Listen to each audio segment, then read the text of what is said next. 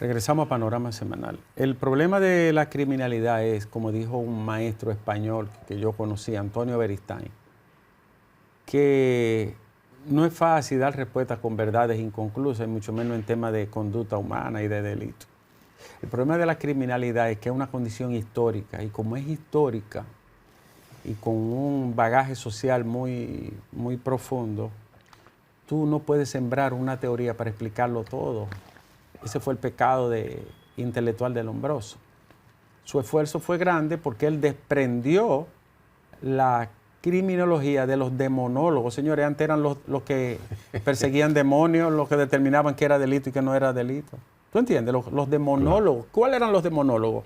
Bueno, los que perseguían y castigaban a la gente que tenía algún tipo de, oigan esto, entre comillas, ¿no? Que tenía algún tipo de asociación con los demonios. Igual que la epilepsia todavía. Los epilépticos Exacto. eran los que estaban en Entonces había un demonólogo llamado John Weyer, que él, creo que era de origen suizo.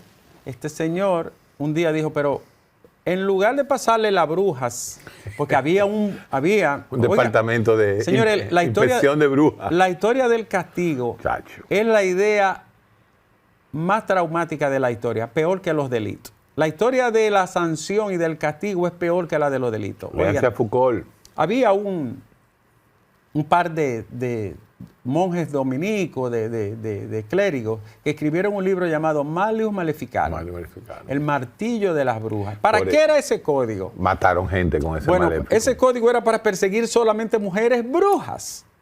Y hay una lápida en Berlín, me parece que es que está, que tiene el nombre de entre 12 a 15.000 mujeres documentadas, todas que fueron llevadas a la hoguera por brujas. Pero estamos hablando de mujeres que eran viscas, que tenían estrabismo, epilépticas, retardadas, esquizofrénicas, depresivas, autismo, o las que por cualquier razón del mundo cometía el error de tener otra pareja o divorciarse. Ya esas eran brujas.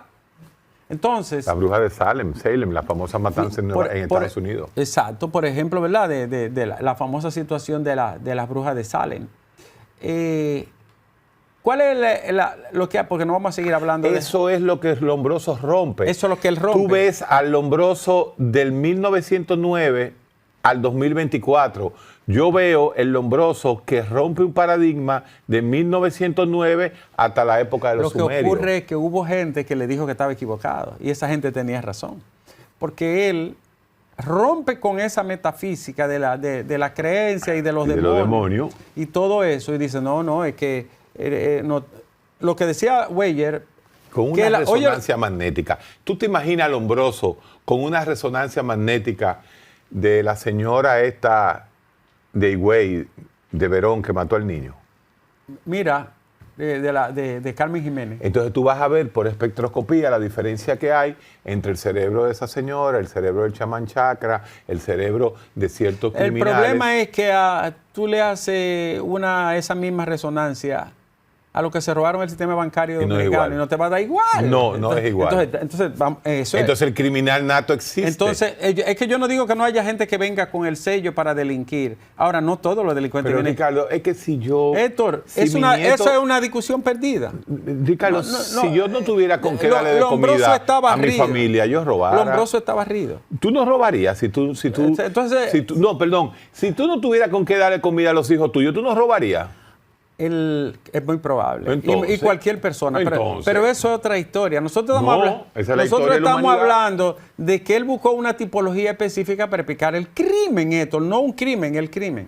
Entonces, cuando hablamos del martillo de la bruja, decimos que todas esas mujeres fueron llevadas a la hoguera, señores, muchas de ellas quemadas vivas. Entonces, cuando llega el positivismo y la nueva escuela, como le llaman, la nueva escuela, lo que dice, señores, paren eso ahí. ¿Tú sabes quién contribuyó de manera formidable para detener toda esa barbarie? Beccaria, que en 1764 escribió un libro llamado De los delitos y de la pena. Y dijo, no, es que esto hay que pararlo, esta barbarie. Él es que termina con el derecho. El propio Marqués de Sade no solamente tiene una parte negativa. El Beccaria termina, Héctor, no solo con el viejo derecho de la metafísica y le da paso al derecho liberal de la Ilustración, porque era un hombre de la Ilustración. Beccaria termina también con la criminología de los demonios. ¿Y Pinel? Sí, lógico. Entonces, lo que queremos decir es que el tipo que agarra y va a un colegio en Estados Unidos y coge un rifle y dispara 60, 70 veces, tú le haces su resonancia y va a salir normalito. El problema es que ahí... No. El problema está demostrando que la mayoría de los criminales en serie tienen cerebro. Ya no hay casi criminales en serie. Ya no hay criminales en serie. No hay por el problema de las cámaras. Porque ya no cabe. El criminal en serie ya no tiene sombra. Mata a uno y lo descubren. Entonces usted dice a ti, ¿cómo el contexto también juega un papel en la conducta criminal? Claro. Lo que hay ahora son criminales masivos instantáneos.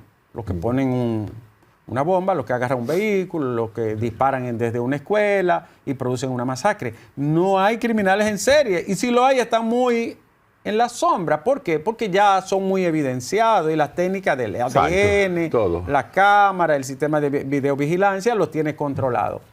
No es que no exista. Pero hay una fábrica de terroristas. Pero, ¿por qué? Porque el terrorismo es una explicación de otro carácter, incluso geopolítico, que él no podía verlo. Al final, lo que queremos decir con esto es, Héctor, la dialéctica es Dios en movimiento. La dialéctica es Dios en movimiento. La rueda de la vida, imparable, ¿no? El proceso histórico, la interacción de las relaciones sociales, cómo el carácter exterior del mundo, de la sociedad, te juega un papel determinante para al final confluir con la personalidad que será la tuya. Todo eso no pudo ser visto por los biologistas. Dios en movimiento. La antítesis del Parménides. La antítesis de la idea fija de estática, inmutable, sí. Inmutable.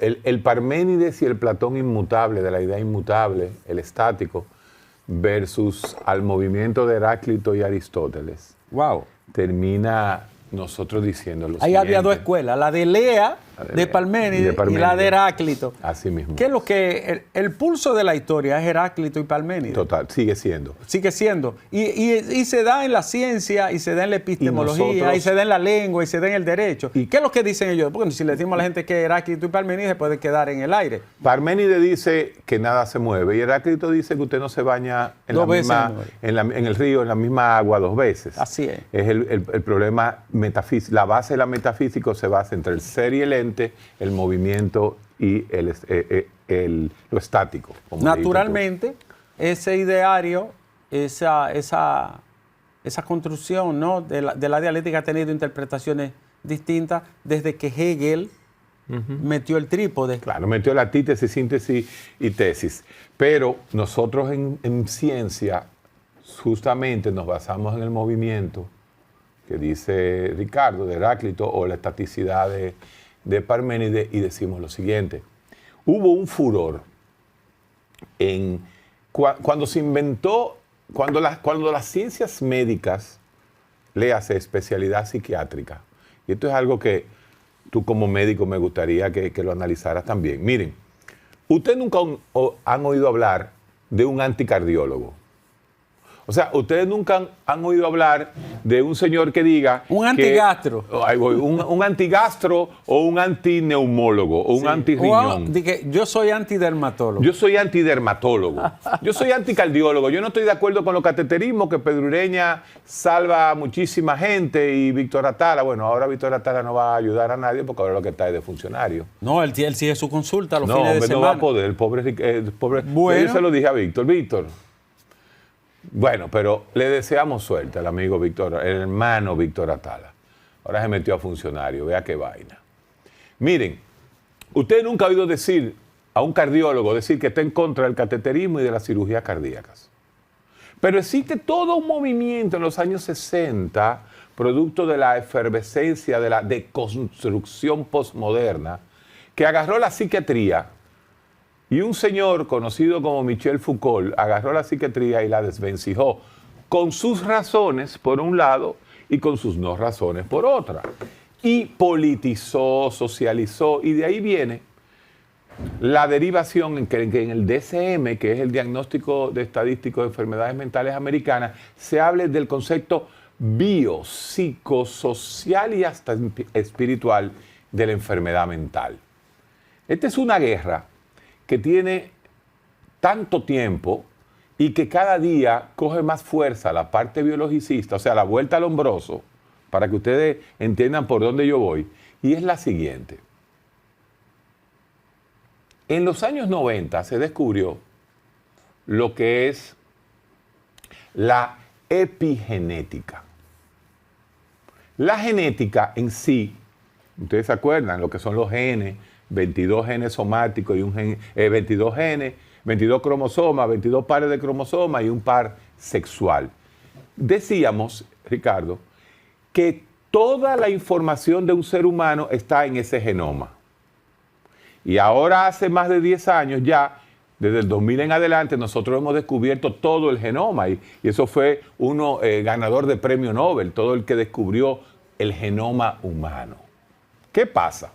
En los años 90 se dice, y ahí viene el movimiento de Heráclito justamente para que ustedes vean cómo la filosofía tiene que ver hasta en la ciencia pura, decíamos, no, lo social, lo externo al gen, es capaz de modificar al gen. Y esa modificación en tiempo y espacio de ese gen, producto de un trauma externo, o sea, un trauma social, me puede cambiar a través del tiempo la información del gen. ¡Wow! Se definió por fin la teoría y el famoso antagonismo entre Jacques Rousseau y Thomas Hobbes. El hombre es un lobo para el hombre, mientras que Rousseau dice, el hombre nace santo y la sociedad lo destruye. Bueno, sí, la epigenética es la explicación de eso.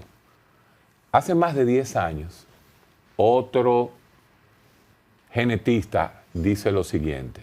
Vamos a parar aquí para iniciar en el próximo capítulo cuál es la segunda parte de esa conclusión.